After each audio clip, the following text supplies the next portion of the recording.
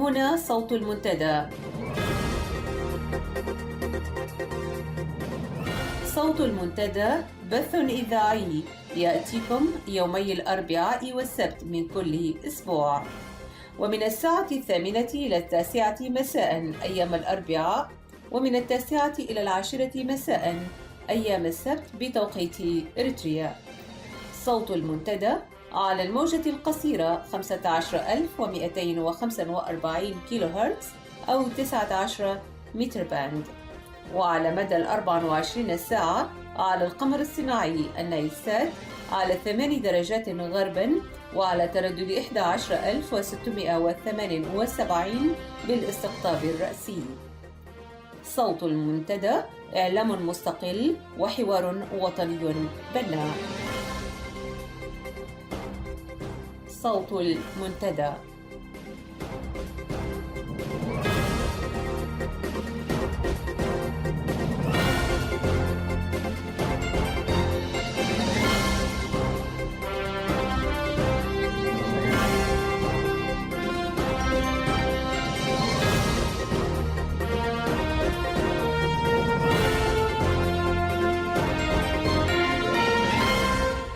مستمعي ومستمعات صوت المنتدى، السلام عليكم ورحمة الله.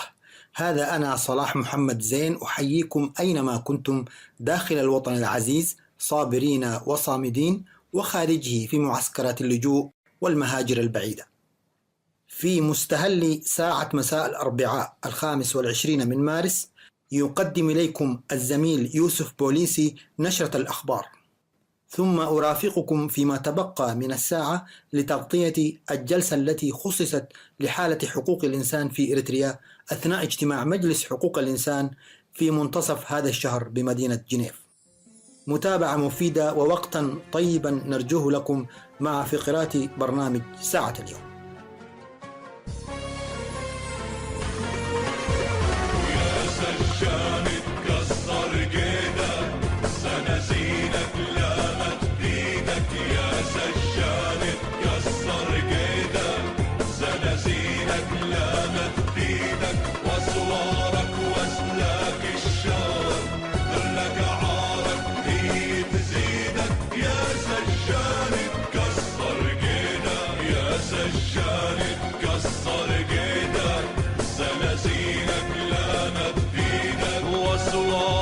واسلاك الشوق ذلك عارك هي تزيدك.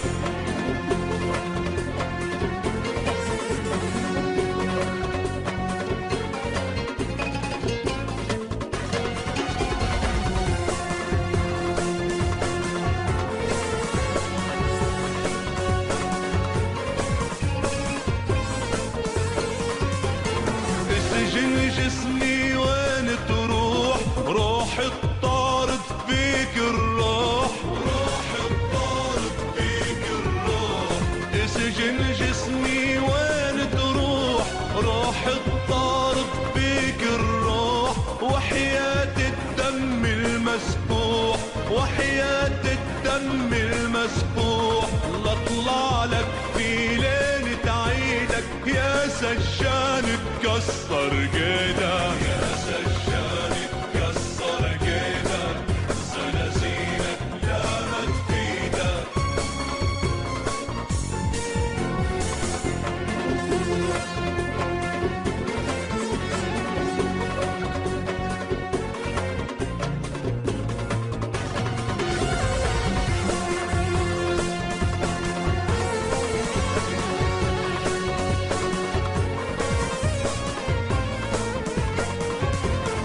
سجاني واهم إن فكر إن عزيمة رح تتكسر، إن عزيمة رح تتكسر. سجاني واهم إن فكر إن عزيمة رح تتكسر. أنا مغروس بخصرك خنجر، أنا مغروس بخصرك خنجر. ما تقدر تخلعني بإيدك يا سجان تكسر قيدك، يا سجان تكسر قيدك، زنازينك لامت بيدك.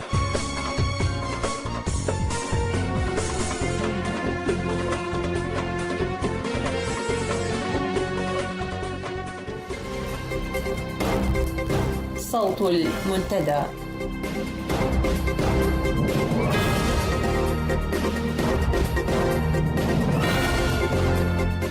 أعزائي المستمعين، سعدتم مساء. إليكم بنشرة الأخبار، أبدأها كالعادة بأبرز العناوين. تعرض منجم بيشا لأعمال وصفت بتخريبية ووصول جرحى من قوات الدفاع إلى المستشفيات العسكرية. هروب مسؤول كبير من المعارضة الإثيوبية المقيمة في إريتريا إلى إثيوبيا.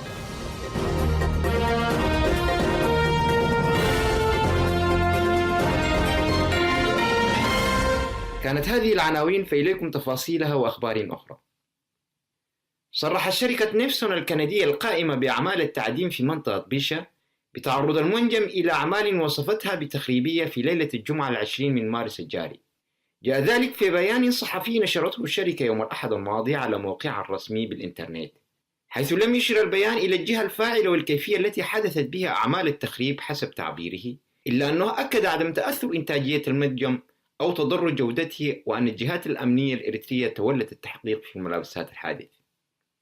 ويعد هذا البيان هو الثاني للشركة خلال أقل من 10 أيام. أصدرت في 13 من هذا الشهر بيانا أعلنت فيه توقف المنجم عن أعمال التعدين لأسباب ميكانيكية قد تستغرق أسبوعين لإصلاحها، وستجري خلالها صيانة وقائية كانت مجدولة لهذا العام 2015. وتزامنا مع هذه التصريحات، أفادت مصادر المنتدى بالداخل بأن جنودا جرحى من قوات الدفاع الإريترية قد وصلوا أواخر الأسبوع الماضي إلى مستشفى جلاس العسكري بالقرب من مدينة حقات لتلقي العلاج، وأن وحدة العناية المركزة بمستشفى الروتا العسكري بأسمرة قد أغلقت أبوابها أمام الزوار ومنع الاقتراب منها. هذا وفي الوقت الذي تتناقل فيه وسائل إعلام خاصة وصفحات التواصل الاجتماعي أنباء أن تعرض منجم بيشا ومناطق أخرى لاعتداءات خارجية، فإن الحياة في العاصمة أسمرة وضواحيها حسب مصادر المنتدى تسير بشكل طبيعي. والجدير بالذكر أن شركة نيفسون الكندية تستخرج معادن الثمينة مثل الذهب والفضة والزنك والنحاس من 4 مواقع هي بيشا وحنبوك وحرينة، وموقع في الشمال غرب البلاد. وتجني الشركة والمجموعة الحاكمة في إريتريا مئات الملايين من الدولارات من عائدات هذه الموارد الطبيعية للبلاد، ولا يعرف الإريتريون أوجه صرفها أو المستفيد منها. وقع قادة مصر وإثيوبيا والسودان يوم أمس الأول الاثنين في العاصمة السودانية الخرطوم اتفاق إعلان مبادئ حول مشروع سد النهضة الإثيوبي. وتقول الدول الثلاث إنه أساس للوصول إلى اتفاقات تفصيلية حول استخدام مياه النيل في تحقيق مصالح مشتركة لها. وكان إنشاء سد النهضة قد أثار مخاوف شديدة في مصر من سنوات جفاف مائي محتملة خلال ملء خزان السد الذي تقيمه إثيوبيا لتوليد الطاقة الكهربائية. وتشابكت أيدي الزعماء الثلاثة، الرئيس المصري عبد الفتاح السيسي، والرئيس السودان عمر حسن البشير، ورئيس الوزراء الإثيوبي هايلة دسالين على شاشة التلفزيون الذي نقل حفل توقيع إعلان بادئ في بث مباشر من العاصمة السودانية. وفي كلمة معبرة قال الرئيس المصري عبد الفتاح السيسي إن أساس أي اتفاق هو مدى الاستعداد لتنفيذه، مضيفا أن شعوب إثيوبيا، السودان ومصر تتطلع بكل جوارحها إلى ما سيسفر عنه لقاؤنا هنا، لأنها تدرك من خلال التعاون يمكننا تحقيق إنجازات عظيمة جدا خلافا لأسلوب الاحتراب والخصام. وقال: نحن الآن اخترنا التعاون والبناء والتنمية، واخترنا أن نثق في بعضنا البعض، نطمئن لبعضنا البعض، ونشجع بعضنا البعض. لم نعد نملك ترف اختيار الفرقة في ظل المخاطر التي تحيط بنا، ولنسعى سويا لنعوض قارتنا عما فاتها. خطاب السيسي عده الكثير من المتابعين للشأن الأفريقي بأنه رسالة واضحة للعصابة الحاكمة في أسمرة التي حاولت طوال الفترة الماضية الاصطياد في المياه العاكرة من خلال السعي إلى تقديم خدماتها لقادة مصر كصديق يمكن الاعتماد عليه في خلافه مع إثيوبيا حول سد النهضة. أفادت مصادر إذاعة صوت المنتدى أن مسؤولا كبيرا في الجبهة الديمقراطية لتحرير أرومو سلم نفسه إلى السلطات الإثيوبية بعد عملية هروب ناجحة من إريتريا قام بها بتاريخ 15 من شهر مارس الجاري. وأوضحت مصادرنا أن السيد وانجو قام بعملية الهروب بمعية عدد مقدر من مقاتلي الجبهة المناوئة للحكومة الإثيوبية، والتي تتخذ من إريتريا منطلقا لعملياتها العسكرية ضدها. وأضافت نفس المصادر أن المعارض الإثيوبي اصطحب معه إريتريان من قادة ألوية ولم يتسنى لها معرفة أسمائهما ورتبهما، ولكن من المرجح أنهما برتب عقيد فما فوق. وقد سمع أثناء عملية الهروب إطلاق نار مكثف، إلا أن المصادر لم تتحدث عن إصابات بين الجانبين. وعقب الحادث اتخذت السلطات الإريترية إجراءات احترازية تمثلت بإبعاد مقاتلي الأونغ والأورومو من الحدود إلى العمق الإريتري تفاديا لعمليات هروب أخرى. ويذكر أن العصابة الحاكمة في أسمرة تقوم بتدريب وتجهيز المعارضة الإثيوبية بمختلف أطيافها وتشجيعها للقيام بعمليات عسكرية انطلاقا من الأراضي الإريترية ضد الحكومة الإثيوبية. ويذكر أن المفوضية التابعة للأمم المتحدة الخاصة بمراقبة تنفيذ القرارات الأممية لإريتريا والصومال قد اتهمت إريتريا في نهاية العام الماضي بتسليح الحركات المسلحة المناوئة للحكومتين في إثيوبيا والصومال. نهاية النشرة. سجاني واهم إن فكر إن عزيمة رح تتكسر، إن عزيمة رح تتكسر. سجاني واهم إن فكر إن عزيمة رح تتكسر. أنا مغروس بخصرك خنجر، أنا مغروس بخصرك خنجر. ما تقدر تخلعني بإيدك يا سجان تكسر جيدك، يا سجان تكسر جيدك. سنزيلك لامت بإيدك.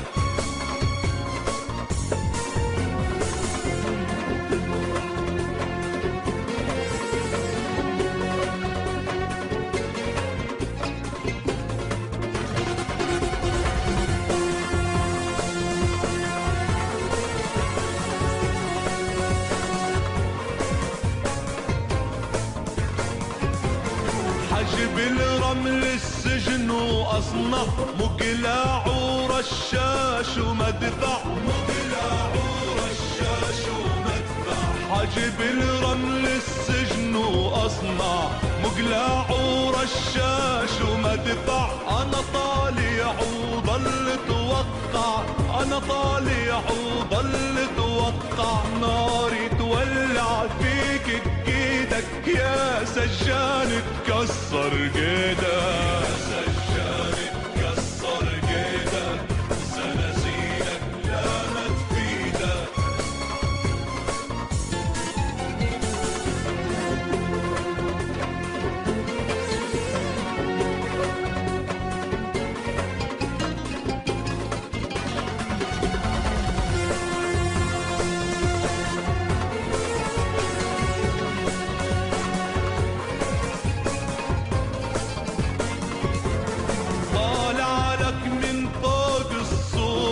نازل لك من تحت الدور، نازل لك من تحت الدور. طالع لك من فوق السور، نازل لك من تحت الدور. عالباغي رح يجي الدور، عالباغي رح يجي الدور. هذا وعد استنى وعيدك يا سجان تكسر جيدك، يا سجان تكسر جيدك. سنزيلك لامت بإيدك. يا سجان تكسر جيدك. سنزينك لامت بيدك. واسوارك واسلاك الشوك ذلك عارك هي تزيدك يا سجان تكسر جيدك.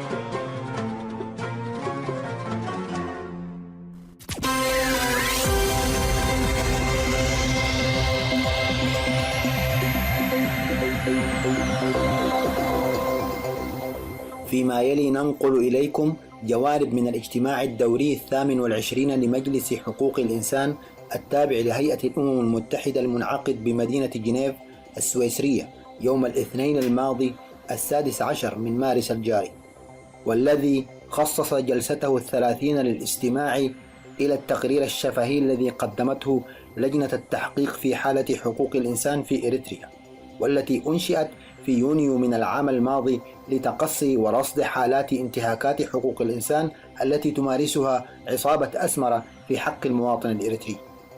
وسنذيع أصل المداخلات بعد ترجمة أهم ما ورد فيها.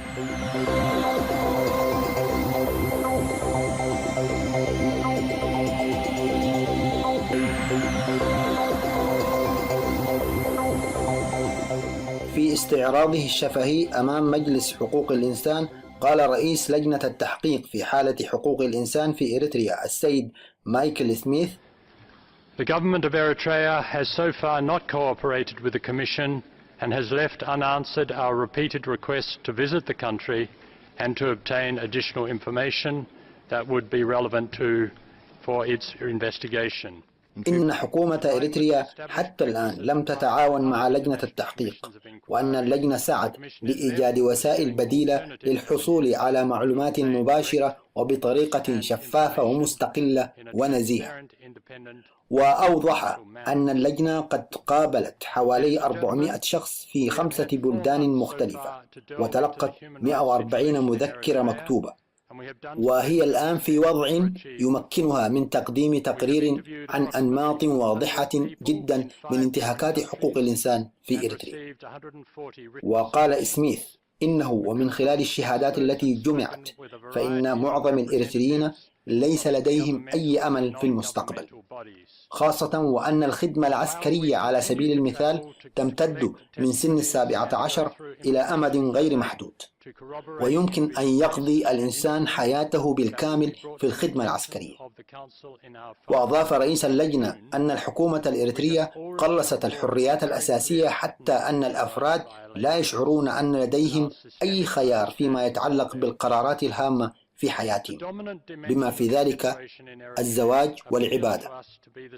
وقال سميث إن الاعتقال هو الوضع العادي في حياة المواطن في إريتريا، ويشمل الرجال والنساء والأطفال أيضا، وأن الاحتجاز يكون في أماكن فوق الأرض أو تحت الأرض أو في حاويات معدنية معرضة للشمس ذات الحرارة الشديدة.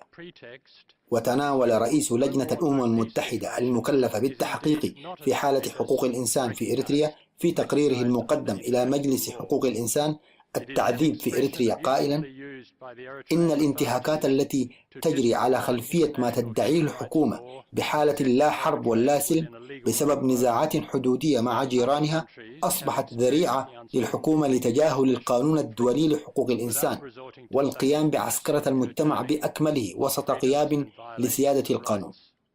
وأشار سميث إلى أن الإريتريين يشكلون اليوم أكبر مجموعة بعد السوريين من المهاجرين الذين يغامرون برحلات القوارب الصغيرة في البحر المتوسط أملا في الهرب من إريتريا إلى الشواطئ الأوروبية. Distinguished members of the Human Rights Council, Excellencies, ladies and gentlemen. On 27th of June 2014, the Human Rights Council, quote, deeply concerned at the ongoing reports of grave violations of human rights by the Eritrean authorities against their own population, unquote, established the International Commission of Inquiry on Human Rights in Eritrea. Following our appointment by the President of the HRC in September last year, Mr. Dankwa, Ms. Kita Ruth and I convened in Geneva in November. We decided to conduct our investigations with a view to identify possible patterns of systematic violations of human rights, make recommendations on how to improve the general human rights situation in the country, and ensure accountability in the future. Through our work, we also aim to increase public awareness of the situation of human rights in the country and provide a historic record of human rights violations. We agreed to focus our attention on violations committed in Eritrea since independence. We also adopted our terms of reference and rules of procedure, methodology and initial program of work, always guided by the principles of independence, impartiality, objectivity, transparency, integrity, confidentiality and the principle of do no harm. Conforming to the practice of other commissions of inquiry, we decided to base our findings on a, quote, reasonable grounds to believe, unquote, standard of proof. The government of Eritrea has so far not cooperated with the Commission and has left unanswered our repeated requests to visit the country and to obtain additional information that would be relevant for its investigation. In line with the established practices applied by other international commissions of inquiry, the Commission is therefore pursuing alternative avenues to obtain direct and first-hand information in a transparent, independent and impartial manner. Ladies and gentlemen, we have had 4 months so far to delve into the human rights situation in Eritrea, and we have done so to an extent never achieved before. We have interviewed approximately 400 people in 5 different countries and received 140 written submissions. We've consulted experts and spoken with a variety of representatives from intergovernmental and non-governmental bodies. While we continue to travel to collect testimonies and to go through information gathered to corroborate individual cases and incidents that will be brought to the attention of the Council in our final report in June, we can already report on very clear patterns of human rights violations and our systemic understanding of them. The dominant dimension of the situation in Eritrea appears to us to be the so-called state of no war, no peace, often referred to by the government of Eritrea. This has become the pretext for almost all the state's actions that generate and perpetuate human rights violations in the country. We are consciously using the word pretext. The so-called no war, no peace situation is indeed not a status recognized under international law. It is an expression abusively used by the Eritrean authorities to disregard international human rights law as if Eritrea was in a legal limbo, while other countries have experienced the uncertainty linked to international conflicts without resorting to such drastic curtailing of freedoms and violations of rights. Under this pretext, the whole society is militarized and national service is universal and of an indefinite duration. Most Eritreans have no hope for their future. National service, whether in a military unit or in a civil assignment, is the only thing that from the age of 17 they can expect to spend their life doing, paid between less than $1 and a maximum of $2 a day.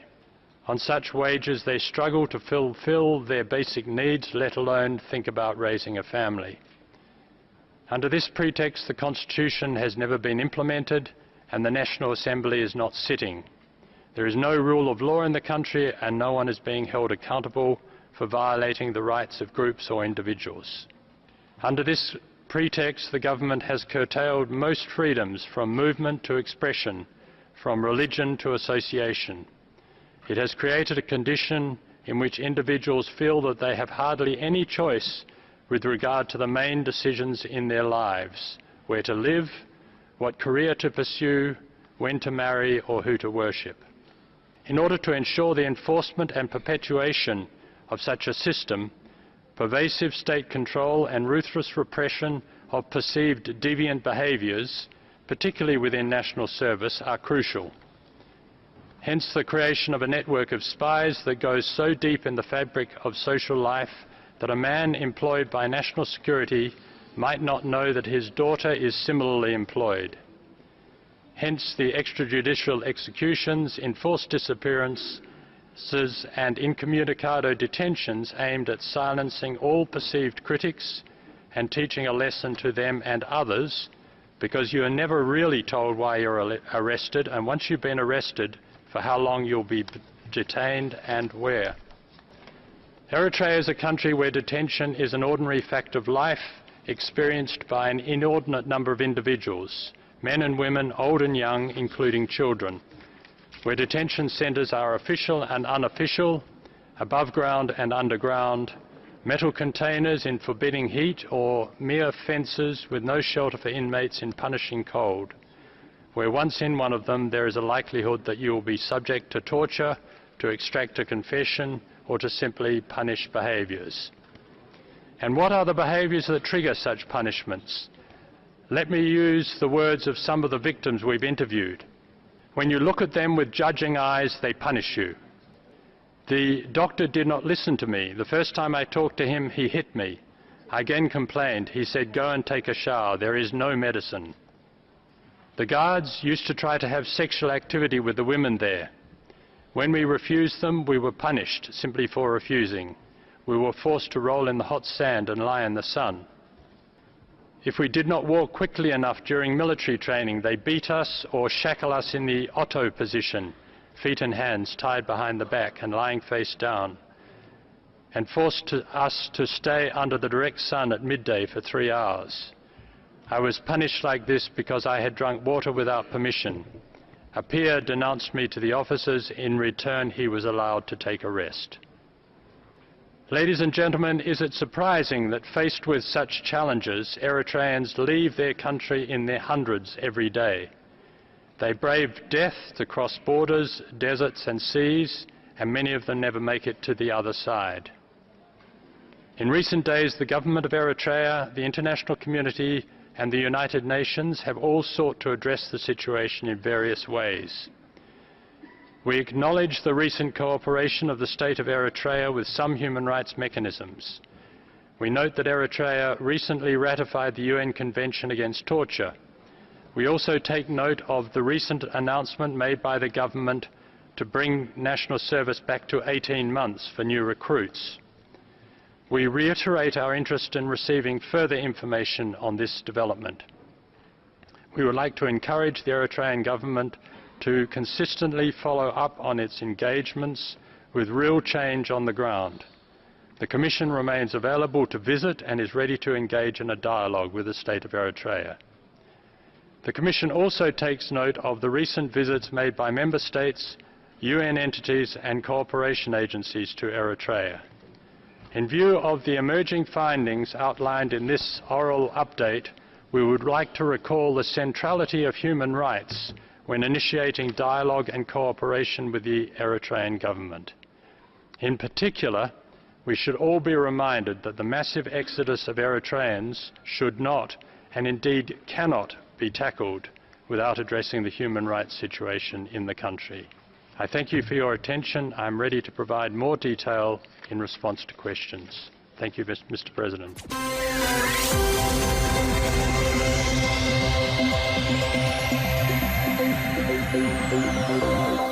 ممثل النظام الحاكم في المجلس كرر في معرض رده نفس الحجج التي ساقها في يونيو من العام الماضي حول أسباب رفض حكومته للتقرير الذي قدمه رئيس لجنة التحقيق في مسألة حقوق الإنسان في إريتريا.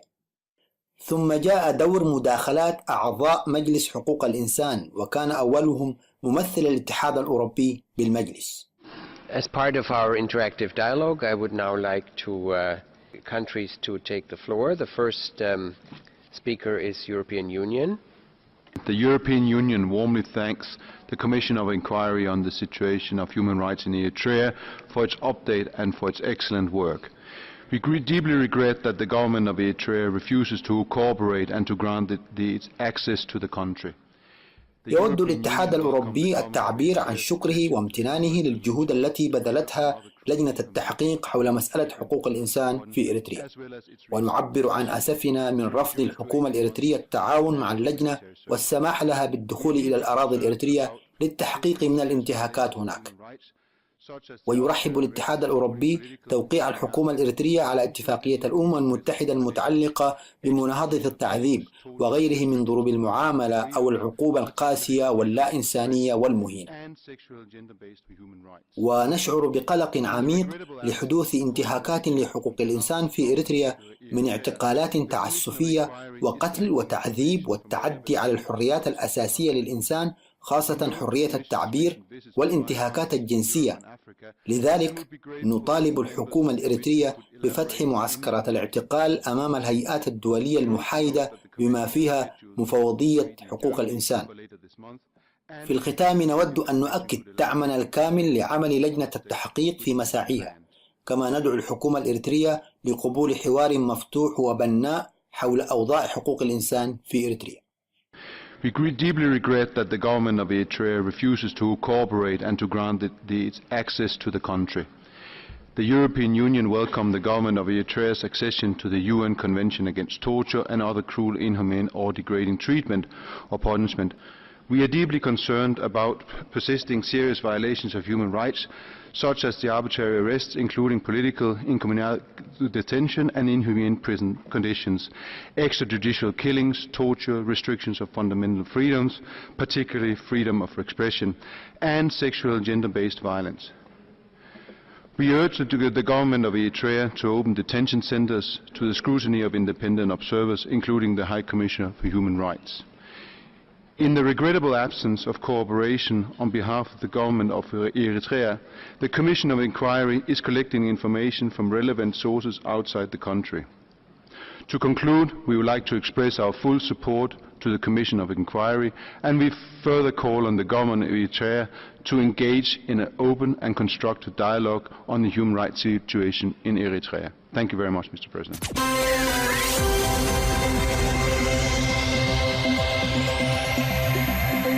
أما ممثل الولايات المتحدة في المجلس، The United States thanks the Commission of Inquiry for its update and expresses تعبر الولايات المتحدة الأمريكية عن شكرها وتقديرها للجنة التحقيق للجهود التي بذلتها في تقديم تقرير شامل حول أوضاع حقوق الإنسان في إريتريا.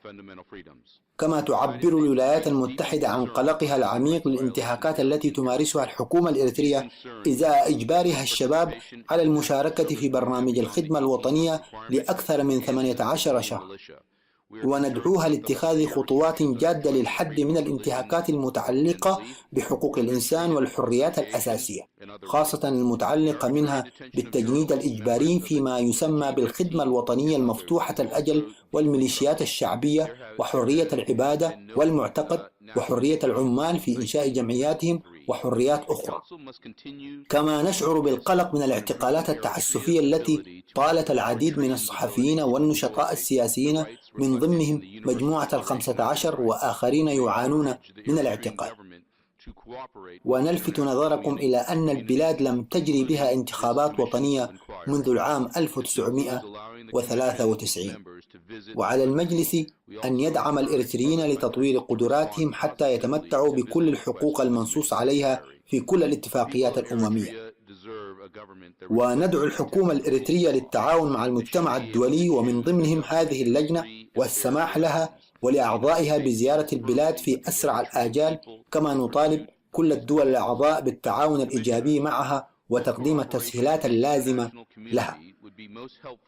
الشعب الإريتري يستحق حكومة تحترم وتدافع عن القانون، وينبغي أن يكون قادرا على اختيار الحكومة التي تدير شؤونه عبر انتخابات حرة ونزيهة. وتقف الحكومة الأمريكية مع الشعب الإريتري في سعيه لتحقيق هذه الأهداف، وعلى المفوضين والمجتمع الدولي أن يقدموا دعمهم وتعاونهم للجنة التحقيق. We continue to urge the government of the state of Eritrea to take comprehensive steps to respect human rights and fundamental freedoms. The United States remains deeply concerned by human rights violations in Eritrea. These concerns include forced participation in the National Service Program beyond the 18-month requirement and in the civilian militia. We are concerned about the severe restrictions on enjoyment of freedom of religion and belief, workers' freedom of association, and other rights. The arbitrary detention of journalists, members of the G15, and others is also deeply troubling. There have been no national elections since 1993. The Council must continue to focus on improving Eritreans' ability to enjoy the rights reflected in the Universal Declaration of Human Rights. We encourage the Eritrean government to cooperate with the international community, including this Commission of Inquiry. This includes allowing the Commission members to visit the country. We also encourage other countries to respond positively to visit requests from the Commission of Inquiry. The people of Eritrea deserve a government that respects and protects the rule of law. They should be able to choose their government through free and fair elections. The United States stands firmly with the Eritrean people in pursuit of these goals. Commissioners, what cooperation from the international community would be most helpful to the Commission of Inquiry in preparing its report? Thank you, Mr. President.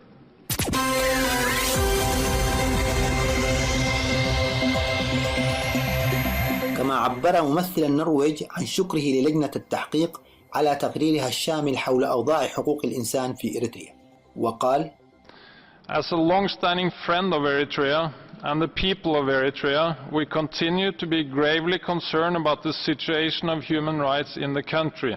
باعتبارنا دولة صديقة لإريتريا وشعبها منذ فترة طويلة، يعترينا القلق إلى حد بعيد بأوضاع حقوق الإنسان في إريتريا، كما هو موضح في التقرير الذي قدمته لجنة التحقيق. ولأننا نعتقد أن الحكومة الإريترية يمكنها الاستفادة القصوى من خلال تعاونها مع الأمم المتحدة بصفة عامة ومفوضية حقوق الإنسان الأممية بشكل خاص، فإننا ندعوها للتعاون مع لجنة التحقيق حول أوضاع حقوق الإنسان في إريتريا والمبعوثة الخاصة، ونطالب اللجنة بتوضيح الوضع فيما يتعلق بمدة الخدمة العسكرية في البلاد. As highlighted in the reports by the Special Rapporteur and in the update on the work of the Commission, we believe that Eritrea can benefit greatly from cooperation with the United Nations in general and with the Human Rights Council in particular. And we reiterate our call on the government of Eritrea to cooperate with the Special Rapporteur and the Commission of Inquiry. We would like to ask the Commission a question. What is the status with regard to the duration of the military service in the country? Thank you, Mr. President. وقال ممثل جمهورية غانا بمجلس حقوق الإنسان: Ghana welcomes Eritrea's high-level engagement in the review of its human rights record conducted by the Working Group on the Universal Periodic Review. إن إريتريا يجب أن تسعى لتنفيذ توصيات الاستعراض الدوري الشامل، وأن تقبل وتصادق على جميع مبادئ حقوق الإنسان وتنفذها بدعم من المجتمع الدولي. ليس هناك بلد واحد لديه سجل مثالي في حقوق الإنسان، ولكن تضطر جميع البلدان لإظهار التزامها بتحسين أوضاعها والتمسك بجميع مبادئ حقوق الإنسان التي تحفظ كرامة شعوبها دون تمييز. Eritrea must also endeavor to ratify all the pending human rights conventions and implement them to build upon her capacity with the support of the international community. Mr. President, while Ghana is pleased to note that in 2012, Eritrea requested the UN High Commissioner for Human Rights to deploy a high-level mission to the country, Ghana urges the government of Eritrea to continue to work and cooperate fully with the Human Rights Council and the Special Rapporteur to ascertain the human rights situation in the country. We emphasize our belief that no country is perfect with the human rights obligations. However, all countries are obliged to demonstrate her commitment to improve upon her capacity to address any identified challenges and to uphold all the human rights and dignity of her people without exception. Thank you. Je donne la parole au délégué distingué de la France. Merci, Monsieur le Président. La France s'associe à la déclaration prononcée. أما فرنسا فقد استنكرت عدم تعاون السلطات الإريترية مع لجنة التحقيق، ولا سيما في ضوء الوضع الذي ينذر بالخطر في مجال حقوق الإنسان في البلاد، بما في ذلك القيود على الحريات الجماعية والتعبير والتجمع والاعتقال التعسفي والتعذيب. وشجعت فرنسا إريتريا على التنفيذ الكامل لأحكام اتفاقية مناهضة التعذيب التي كانت قد صادقت عليها مؤخرا. وأوضح ممثل فرنسا بأن تزايد عدد الإريتريين الذين يفرون من البلاد يدعو إلى الحاجة لتحسين أوضاع حقوق الإنسان.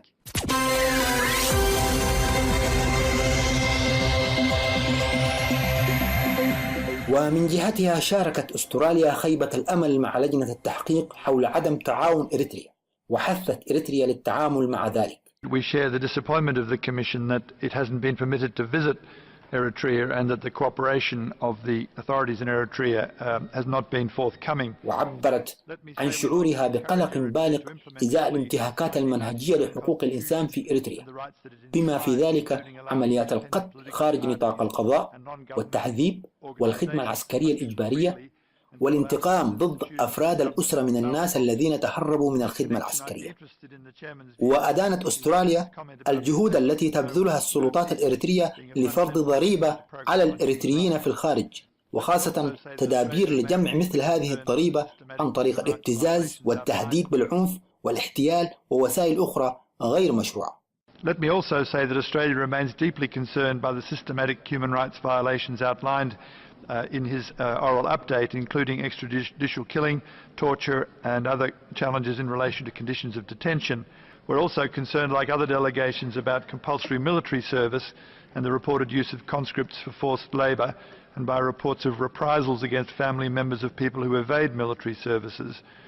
We're also concerned about efforts by the government in Eritrea to impose a tax on the Eritrean diaspora, particularly measures to collect such a tax by way of extortion, threats of violence, fraud and other illicit means. In conclusion, let me say, Mr. President, that we'd like to urge Eritrea to engage with the Commission of Inquiry, which we fully support, and to allow it access to Eritrea in order to fulfil the mandate given to it by the Human Rights Council. Australia urges Eritrea to comply with Resolution 2624 in order to arrive at long-lasting, problem-solving human rights solutions that comply with international standards. I thank you, sir. Thank you. The next speaker is the distinguished delegate from Germany. Sie haben das Wort. Thank you, Mr. President. Germany aligns itself with the state. وفي الوقت الذي رحبت فيه ألمانيا بانضمام إريتريا إلى اتفاقية الأمم المتحدة لمناهضة التعذيب، دعت إلى بذل كل جهد ممكن لإنهاء انتهاكات حقوق الإنسان، بما في ذلك الاعتقالات التعسفية وظروف الاعتقال غير الإنسانية، وكذلك تلك المرتبطة بالخدمة العسكرية الوطنية. كما دعت ألمانيا حكومة إريتريا إلى احترام وحماية وتعزيز حقوق الإنسان لجميع الأشخاص دون استثناء، والتعاون مع لجنة التحقيق وأخذ توصياتها بعين الاعتبار. We call once again on the government of Eritrea to respect, protect and promote human rights of all persons without exception. In this regard, we regret that the government of Eritrea has shown no interest in cooperating with the Commission and has even hindered its work by not granting access to the country. We encourage the government of Eritrea to change this and fully cooperate with the Commission, as well as to take its recommendations into account and implement them in a timely manner.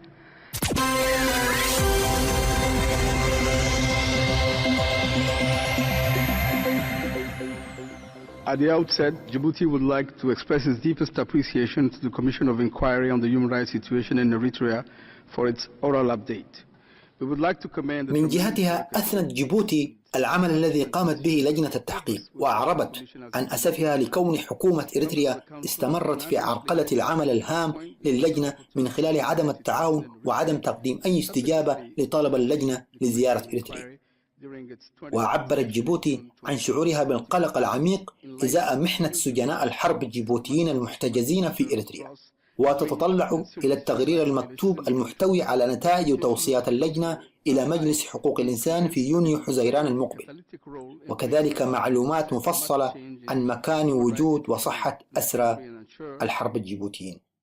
Djibouti was pleased to facilitate the mission in Djibouti of the Commission of Inquiry on Human Rights in Eritrea to collect information, testimonies and accounts from victims and witnesses.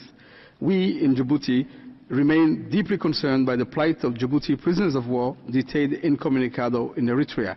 You had the opportunity to meet and interview the 2 Djibouti prisoners of war who were fortunate enough to escape with the assistance of Eritrean people after 3 years of detention.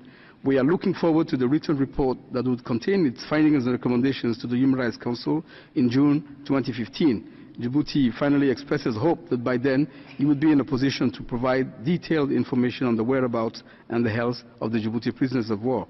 The UK shares the Commissioner's concerns highlighted in its last report on national military service, arbitrary arrest and detention, including incommunicado detention and inhumane prison conditions. وشاطرت المملكة المتحدة الاهتمام والقضايا التي أثارتها لجنة التحقيق، وتساءلت عن آخر الخطوات المتخذة من قبل إريتريا بعد التصديق على اتفاقية مناهضة التعذيب، والدعم الذي أعربت عنه للنداء الداعي إلى فرض حظر عالمي على عقوبة الإعدام. وأعربت المملكة المتحدة عن خيبة أملها من رفض إريتريا الاعتراف بولاية المقرر الخاص المعني بحالة حقوق الإنسان في هذا البلد، ودعتها إلى الوفاء بالتزاماتها والتعاون الكامل مع منظومة حقوق الإنسان، بما في ذلك المقرر الخاص ولجنة التحقيق الأممية. The UK expresses its disappointment that Eritrea continues to reject the mandate of the UN Special Rapporteur on the human rights situation in Eritrea and to deny the Commission all access and cooperation. This imposes an additional unnecessary burden to collate evidence inside Eritrea. We call on the government of Eritrea to honour its commitment to international human rights obligations and to cooperate fully with the whole UN human rights system, including the Special Rapporteur and the Commission of Inquiry. Thank you, Mr. President. La Suisse remercie les membres de la commission d'enquête sur l'Érythrée pour leur rapport au وقالت سويسرا إنها لا تزال قلقة إزاء عمليات الإعدام خارج نطاق القضاء والاختفاء القسري وأعمال السخرة والمدة غير المحددة للخدمة العسكرية في إريتريا. وقالت إنه لأمر ضروري تحقيق العدالة في مرتكبي انتهاكات حقوق الإنسان، وكانت هذه من المسؤوليات الأساسية التي تقع على عاتق الحكومة، وأن لجنة التحقيق لديها الخبراء القادرين على دعم مثل هكذا عملية، وسيكون تعاون إريتريا مع اللجنة مفيدا للجميع.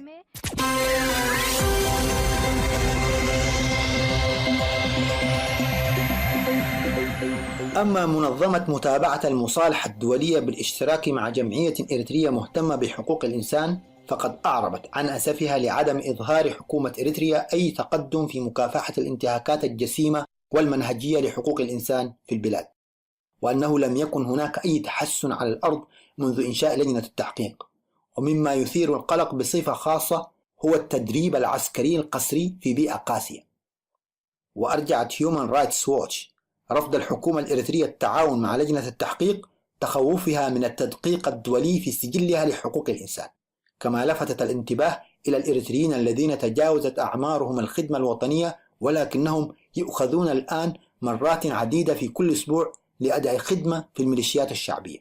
ودعت Human Rights Watch جميع الحكومات المجاورة للتعاون مع لجنة التحقيق الأممية. وقالت جمعية حقوقية تعرف بالمادة 19 أن لجنة التحقيق تعتبر آلية ضرورية نظرا لانتهاكات حقوق الإنسان المرتكبة في إريتريا مع الإفلات من العقاب، بما في ذلك انتهاكات لحرية التعبير.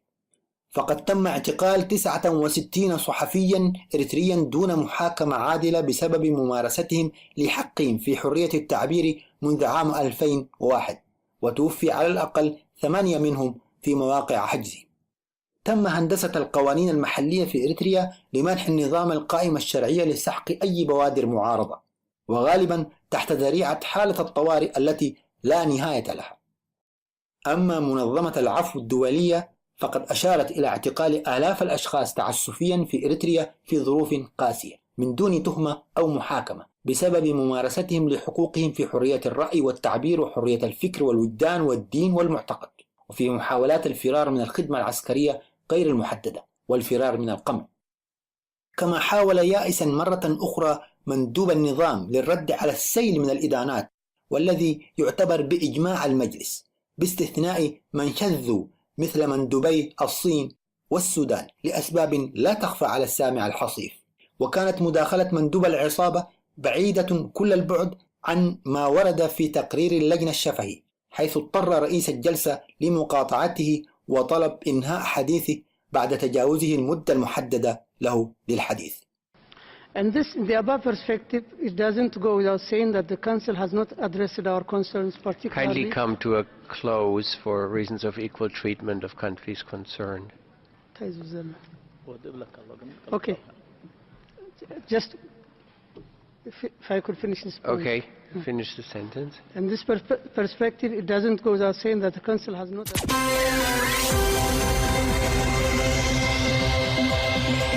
وقبل رفع الجلسة منح رئيس لجنة التحقيق فرصة للملاحظات الختامية. I will now give the floor to the Special Rapporteur, Mr. Mike Smith, for his concluding remarks.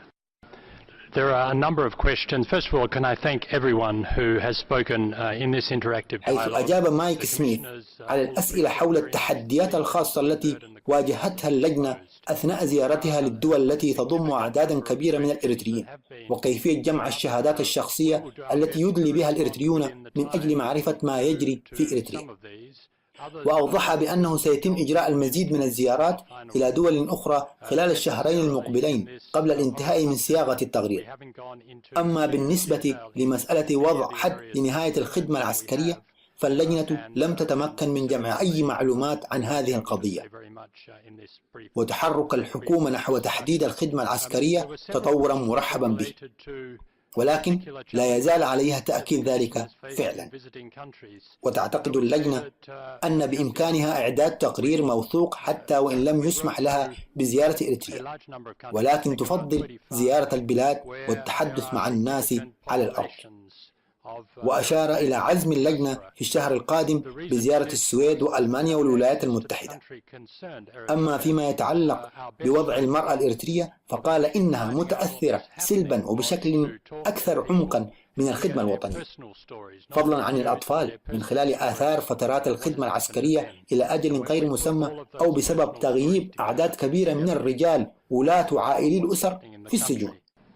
Can we produce a report without the cooperation of Eritrea? Yes, we can. We know that, and many other commissions of inquiry have done that.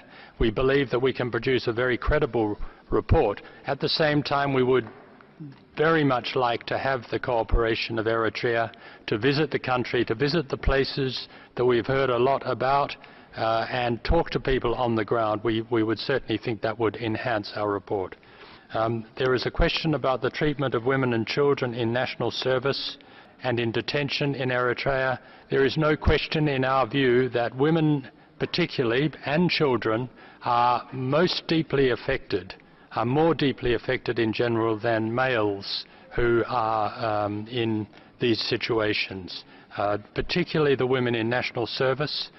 Well, in both places they suffer a great deal, and the women in the society at large suffer because of the number of men who are in detention or who are in national service and unable to support their families.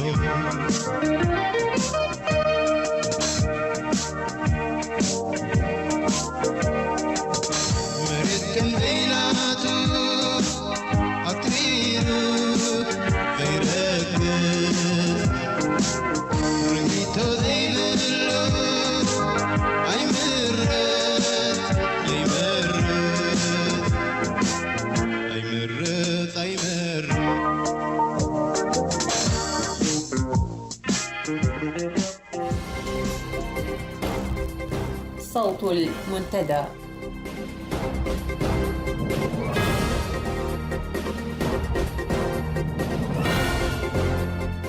أعزائي المستمعين، سعدتم مساء. إليكم بنشرة الأخبار أبدأها كالعادة بأبرز العناوين. تعرض منجم بيشا لأعمال وصفت بتخريبية ووصول جرحى من قوات الدفاع إلى المستشفيات العسكرية. هروب مسؤول كبير من المعارضة الإثيوبية المقيمة في إريتريا إلى إثيوبيا.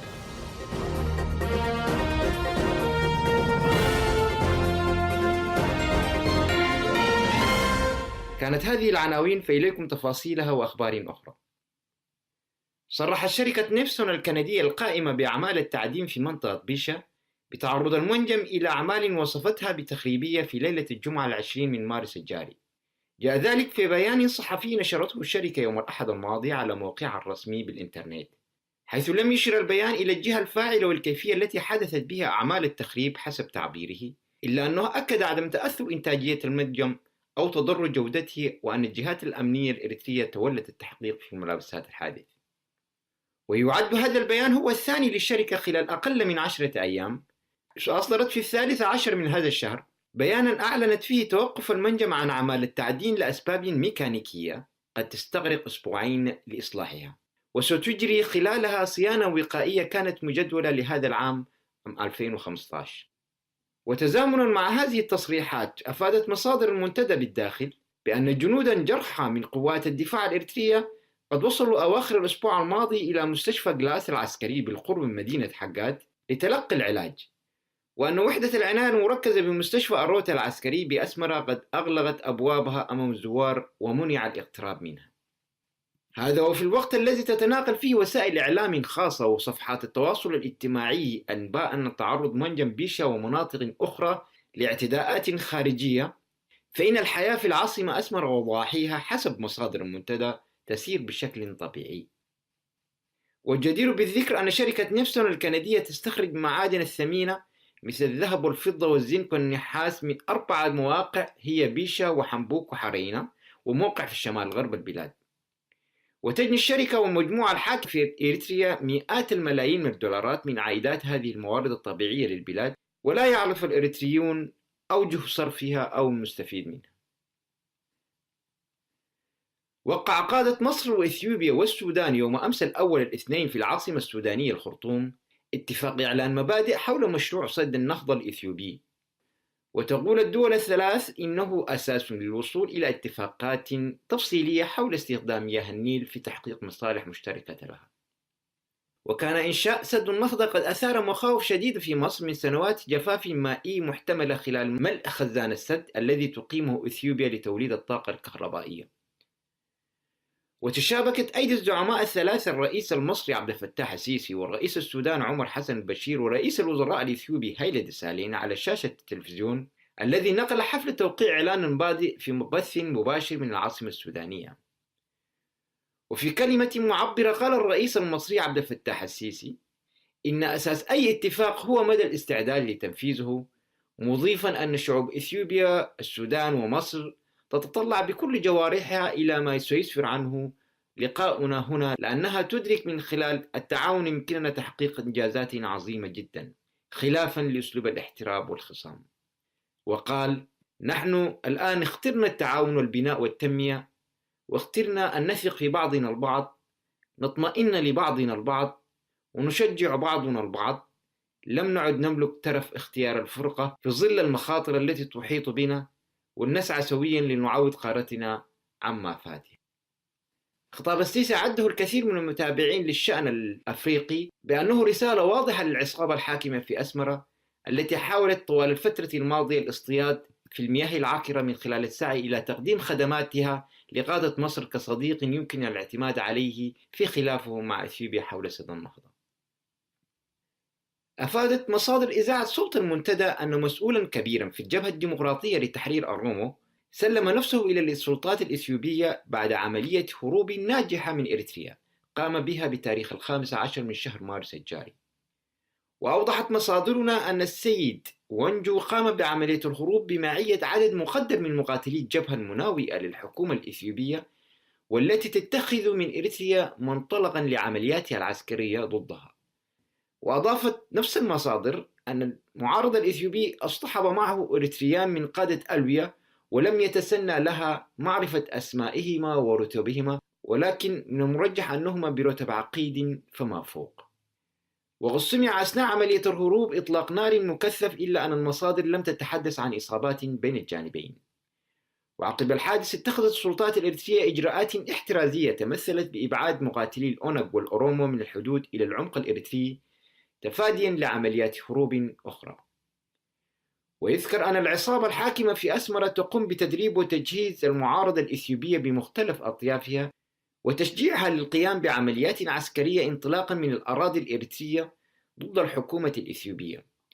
ويذكر أن المفوضية التابعة للأمم المتحدة الخاصة بمراقبة تنفيذ القرارات الأممية لإريتريا والصومال قد اتهمت إريتريا في نهاية العام الماضي بتسليح الحركات المسلحة المناوئة للحكومتين في إثيوبيا والصومال. صوت المنتدى.